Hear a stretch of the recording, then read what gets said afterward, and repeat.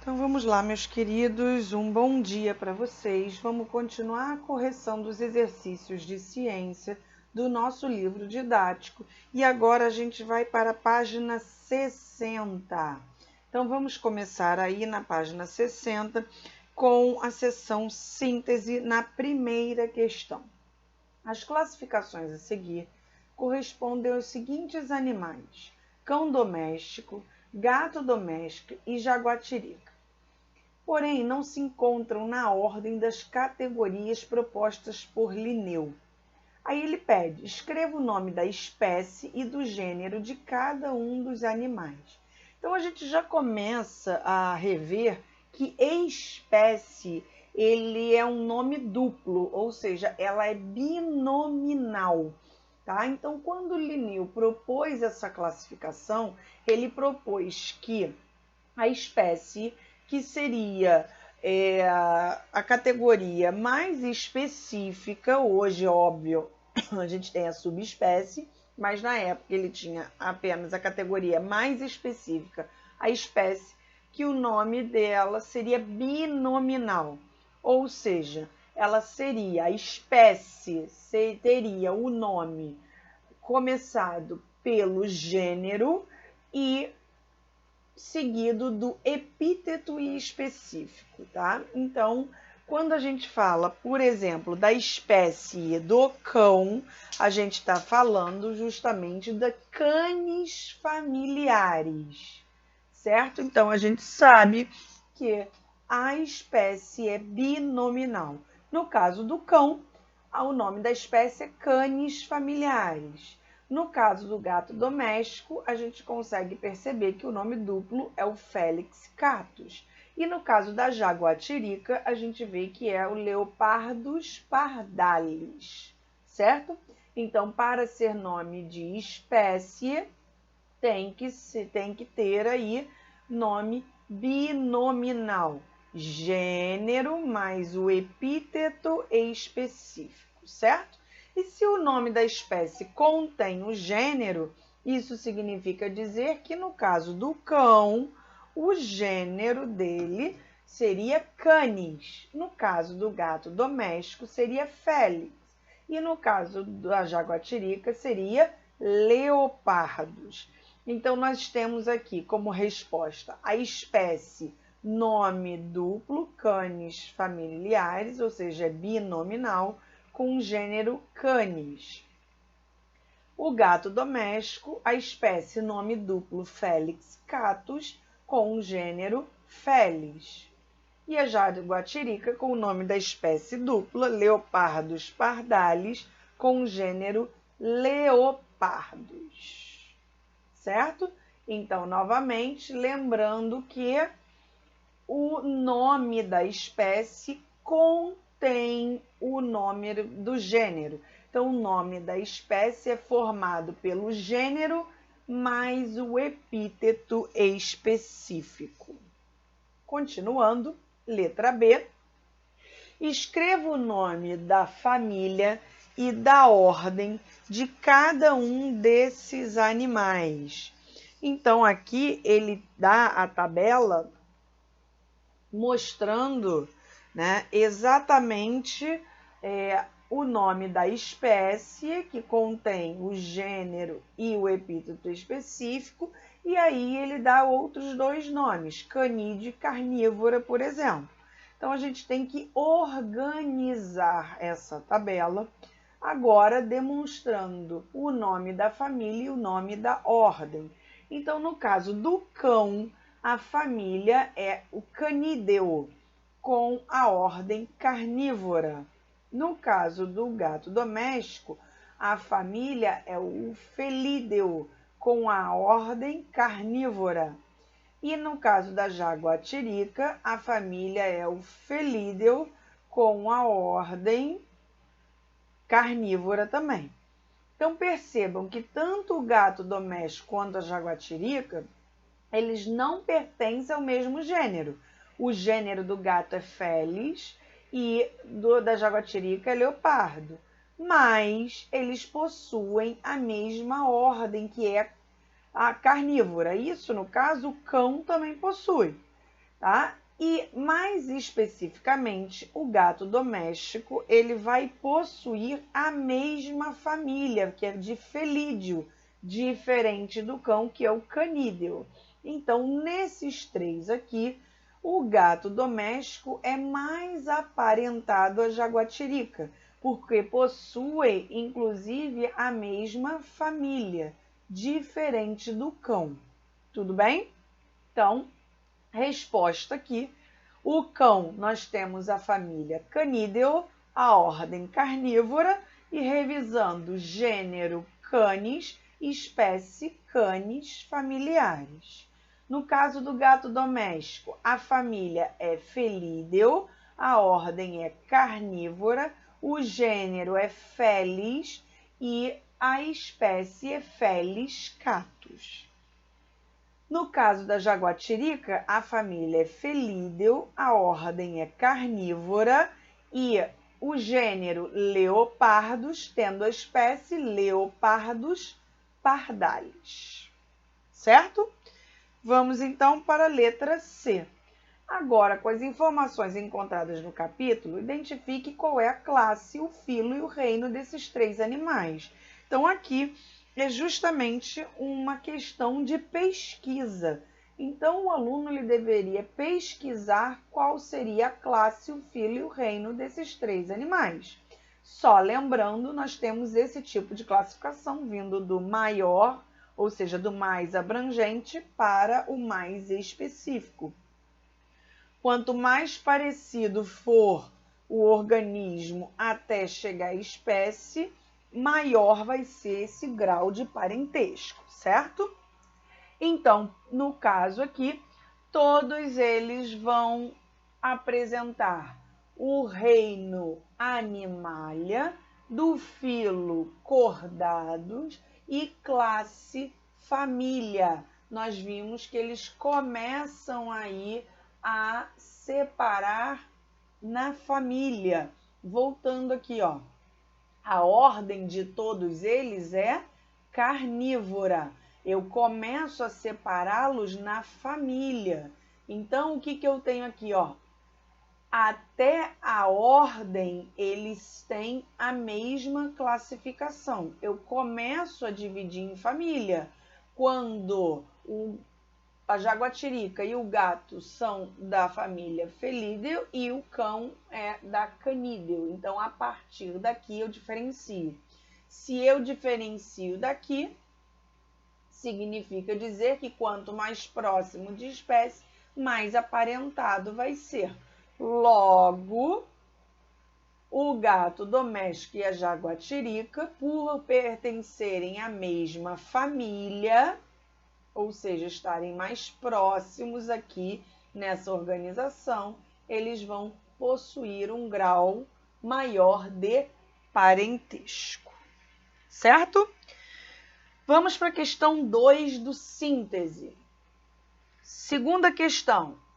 Determine as características de cada um dos reinos, protista, planta, fungi e animalia, em relação a ser procarionte ou eucarionte, unicelular ou multicelular, autótrofo e heterótrofo, e construa uma tabela. Antes de começar, veja o exemplo com o reino eubactério. Então, procarionte, unicelular, autótrofo ou heterótrofo. Então, vamos lá.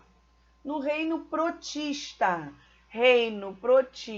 eu vou ter organismos eucariontes, unicelulares ou pluricelulares, e no reino protista, nós vamos ter aí justamente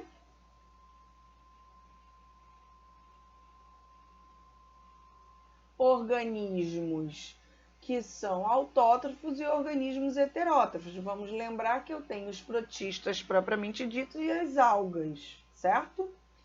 No caso do reino planter, eles vão ser eucariontes, multicelulares e autótrofos. No reino fungi, eucariontes, uni- e pluricelulares e heterótrofos. E no reino Animalia, eucariontes, multicelulares e heterótrofos, certo? Só lembrando que apenas possui tecido verdadeiro o reino Plantae e o reino Animalia. Então, aqui a gente fez um apanhado geral, né, da característica de cada reino aí que a gente tem. Então, o exercício deu a resposta do reino Monera, que hoje eles chamam de Eubactéria, e a gente acabou falando um pouquinho dos reinos Protista, Plantae, Fungi e Animalia, que estão enquadrados no domínio Eucária, ou seja, todos eles são eucariontes. E aí a letra A, ele pede, considerando as características que você apontou na tabela, essas características que a gente falou, responda o que se pede. Letra A. Existem grupos de seres vivos distintos que apresentam todas as características em comum? Justifique. Não existe, né, meninos? Porque se tivesse todas as características em comum, seria do mesmo grupo, não seriam seres vivos grupos diferentes. Então, quanto maior o número de características parecidas, maior o grau de parentesco. Então, se eu tenho todas as características comuns, então aqueles seres vivos pertencem a um determinado grupo. Então, não existem grupos diferentes com todas as características comuns. Se eles estão classificados em grupos diferentes, é porque possuem algumas características que são diferentes ou até exclusivas. Letra B. Entre os seres vivos dos domínios bactéria e eucária, qual característica é exclusiva do reino Eubactéria? Justifique. Então, o que acontece aqui? O domínio bactéria é aquele domínio que ele é formado pelas bactérias e pelas arqueobactérias. E o domínio eucária é aquele formado pelos reinos protista, fungi, plantae e animalia. Então, eu já separei esses dois domínios por uma característica muito simples, a presença ou não da carioteca, ou seja, a presença ou não da membrana nuclear. Então, qual é a característica que é exclusiva do reino Eubactéria, ou seja, que é exclusiva do domínio bactéria? Simples, eles são procariontes, porque são os únicos organismos que não possuem carioteca, o seu núcleo é misturado ao citoplasma. Todos os outros, ou seja, todos os reinos que pertencem ao domínio eucária, são eucariontes. Então, como característica exclusiva do reino Eubactéria, ou seja, do reino Monera, eu tenho aí a característica de ser procariontes. São os únicos organismos que não possuem membrana nuclear. Letra C. Como é possível diferenciar representantes do reino fungi dos do reino protista? Então, os organismos do reino protista, eles podem ser autótrofos ou heterótrofos, como nós vimos, certo? O protista, eu posso ter o protozoário em si e eu posso ter as algas. E aí, as algas, elas são autótrofas. E os protozoários, por exemplo, eles são heterótrofos. O que é um organismo autótrofo? É aquele que produz seu próprio alimento. E o que é um organismo heterótrofo? É aquele que precisa buscar o seu alimento no ambiente, certo? Então, eu consigo separar o reino fungi do reino protista pelo simples fato que no reino protista eu tenho organismos que são autótrofos e eu tenho organismos que são heterótrofos. E no reino fungi, todos são heterótrofos. Não existe organismo no reino fungi que produza seu próprio alimento. Eles precisam buscar esse alimento no ambiente. Na letra D, ele pergunta qual ou quais as características diferenciam o reino Plantae do reino Animalia, certo?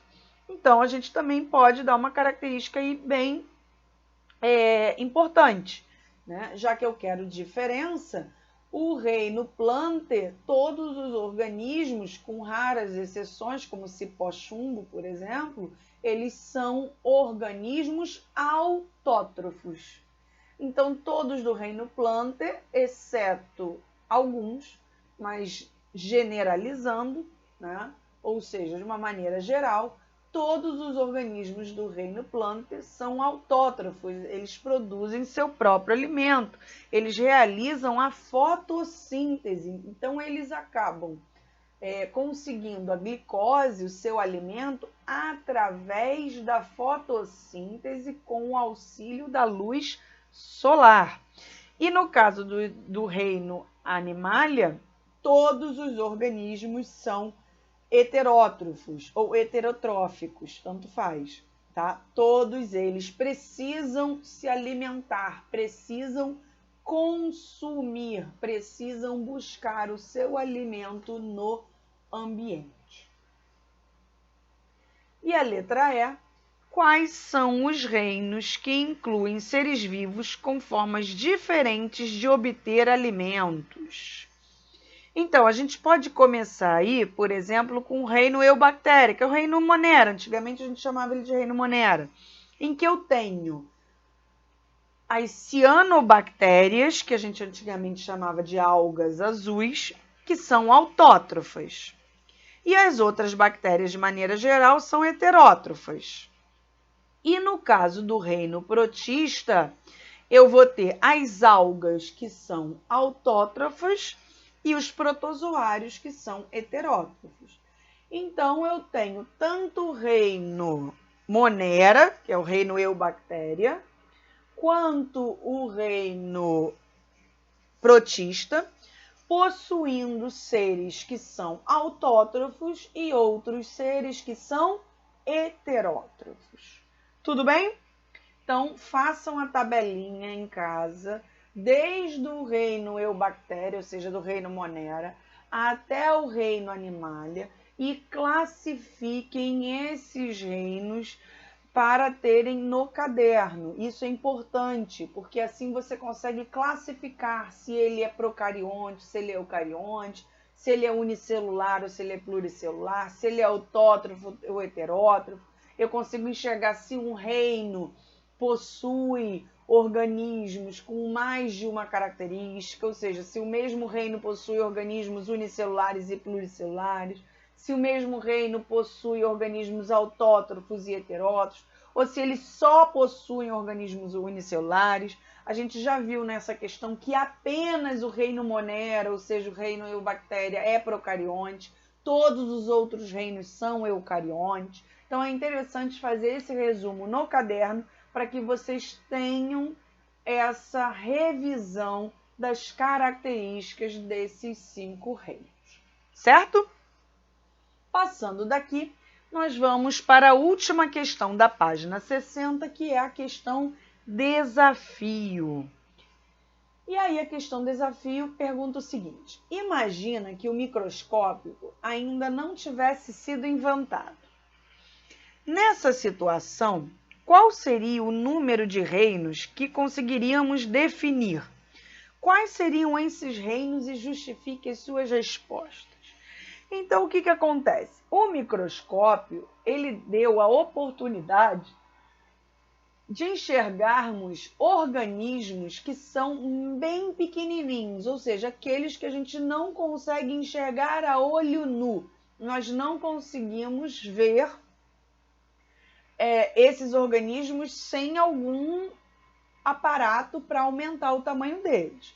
Então, está muito em voga hoje, por exemplo, o vírus, que está causando a Covid-19. Você vê, o vírus é um organismo tão pequeno que a gente não enxerga, a gente não sabe onde ele está. A gente não consegue perceber em qual superfície ele está, que a gente encosta e pode vir a se contaminar. Se ele fosse um organismo maior, que eu enxergasse a olho nu, sem problemas, eu ia ver ele ali, não ia chegar perto. Mas eu não tenho esse poder, o meu olho não consegue perceber determinados tamanhos de micro-organismos. Então, por isso, eu preciso do microscópio. E só lembrando, tá? Sempre espirrar longe das pessoas e proteger com o braço, não com a mão. Lavar as mãos com água e sabão sempre.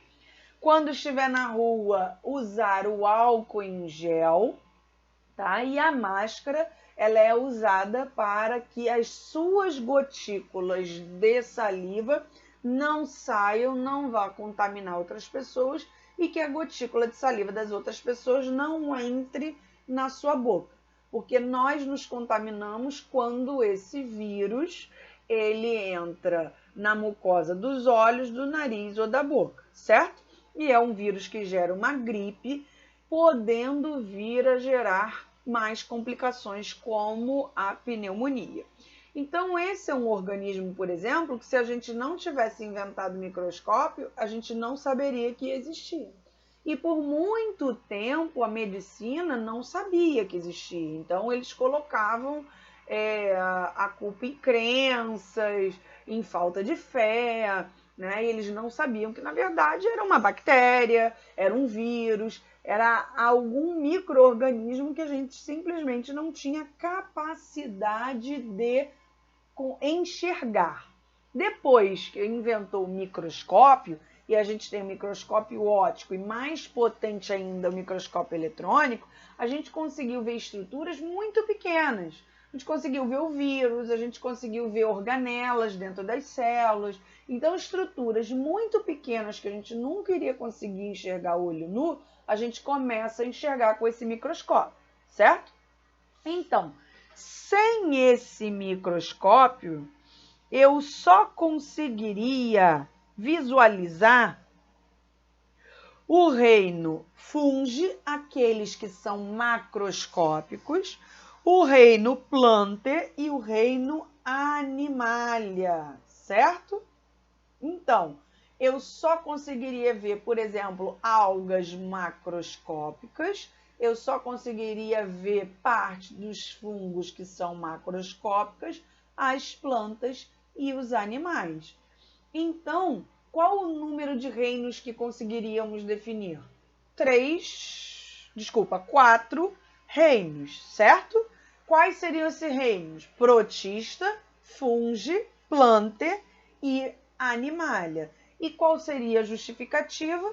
Esses reinos possuem organismos macroscópicos, ou seja, eles possuem organismos em que eu consigo enxergar a olho nu. Os fungos, os protistas, o monera e os vírus, ou seja, as bactérias, e os vírus que não possuem reino, a gente não conseguiria enxergar sem a invenção desse microscópio, certo? Então, resumindo, nessa questão desafio, qual é o número de reinos que conseguiríamos definir? 4 reinos. Quais são esses reinos? Como está aí na tela, as algas macroscópicas, que pertencem ao reino protista, os fungos macroscópicos, as plantas e os animais. E justifique as respostas. Por que esses 4 reinos? Porque eles possuem organismos macroscópicos, ou seja, organismos que conseguimos enxergar a olho nu, sem auxílio de nenhum aparato como uma lupa ou o microscópio óptico ou eletrônico. Tudo bem? Meninos, então a gente encerra a correção da página 60 e continuamos aí a nossa aula a partir daqui. A página 61, a leitura complementar, foi passada na plataforma Então, nós vamos corrigir e na próxima aula a gente já começa o capítulo 5, onde habitam os seres vivos, com matéria nova. Obrigada e um grande beijo para vocês. Tchau, tchau!